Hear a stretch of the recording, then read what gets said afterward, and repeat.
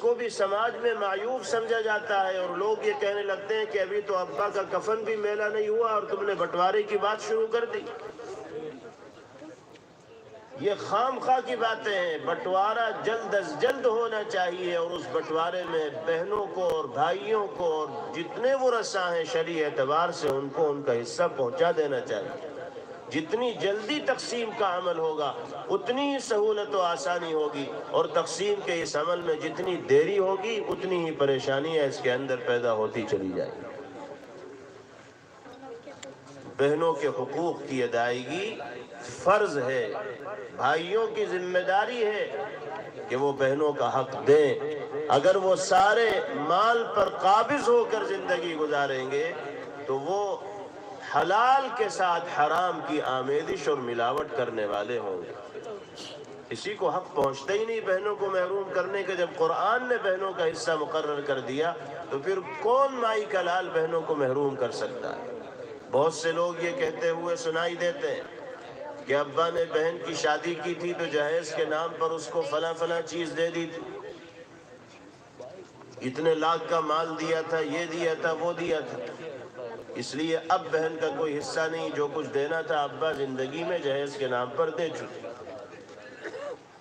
یہ الگ بحث ہے کہ جہیز پر کیا دینا چاہیے کیا نہیں دینا چاہیے اور جہیز کی شرعی حیثیت کیا ہے، لیکن مسئلہ سمجھ لیجئے، زندگی میں ابا نے چاہے آسمان سے ستارے توڑ کر اپنی بیٹی کو دے دیے ہوں، لیکن ابا کے دنیا سے جانے کے بعد جو مال وہ چھوڑ کر گئے ہیں اس میں جس طرح بیٹوں کا حق ہے اسی طرح بیٹیوں کا بھی حق ہے، اس سے کوئی محروم نہیں کر سکتا۔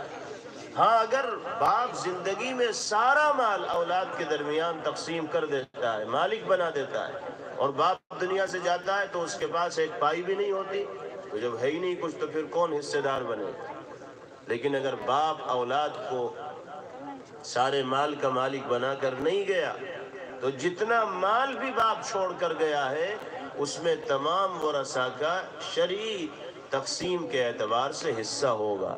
للرجال نصیب مما ترک الوالدان والاقربون وللنساء نصیب مما ترک الوالدان والاقربون مما قل منه او کثر نصیبا مفروضا۔ والدین اور رشتہ دار جو مال چھوڑ کر گئے ہوں اس میں مردوں کا بھی حصہ ہے، عورتوں کا بھی حصہ ہے، تھوڑا مال چھوڑ کر گئے ہوں یا زیادہ مال چھوڑ کر گئے ہوں۔ تو میرے بھائیوں بزرگوں، ہمیں قرآن سے وابستگی کا نمونہ پیش کرنا ہے، اور قرآن سے حقیقی تعلق کا مظاہرہ، قرآن کی تلاوت کا اہتمام کرنا اور قرآنی ہدایات اور تقاضوں پر عمل کرنا۔ قرآن نے اسراف سے بچنے کا حکم دیا ہے، تو زندگی کے ہر موڑ پر ہمیں اپنے آپ کو اسراف سے بچانا ہے، یعنی حد سے تجاوز کرنے والے ہم کہیں نہ بنیں۔ جو شریعت میں ہمارے لیے حدود مقرر کر دی گئی ہیں انہی حدود میں رہتے ہوئے ہم زندگی گزاریں گے تو ہم عامل بالقرآن قرار دیے جائیں گے، اور زبان رسالت سے ادا ہونے والے ان انعامات کے مستحق قرار دیے جائیں گے جن کا تذکرہ جناب رسول اللہ صلی اللہ علیہ وسلم نے حاملین قرآن کے سلسلے میں فرمایا ہے۔ اللہ تعالی ہم سب کے کہنے سننے کو اور جمع ہونے کو قبول فرمائے، اور اس مدرسے کو اور تمام دینی مدارس کو باری تعالی ہر طرح کی ترقیات سے مالا مال فرمائے۔ مدرسے کے منتظمین، اساتذہ، طلبہ، معاونین و محبین سب کو اللہ اپنی بارگاہ میں قبول فرمائے۔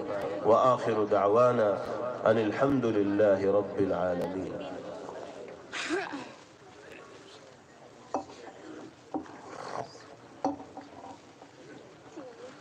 اللهم لك الحمد كله ولك الشكر كله، اللهم لا نحصي ثناء عليك أنت كما أثنيت على نفسك، اللهم صل وسلم وبارك على سيدنا ونبينا ومولانا محمد وعلى آله وصحبه كما تحب وترضى عدد ما تحب وترضى.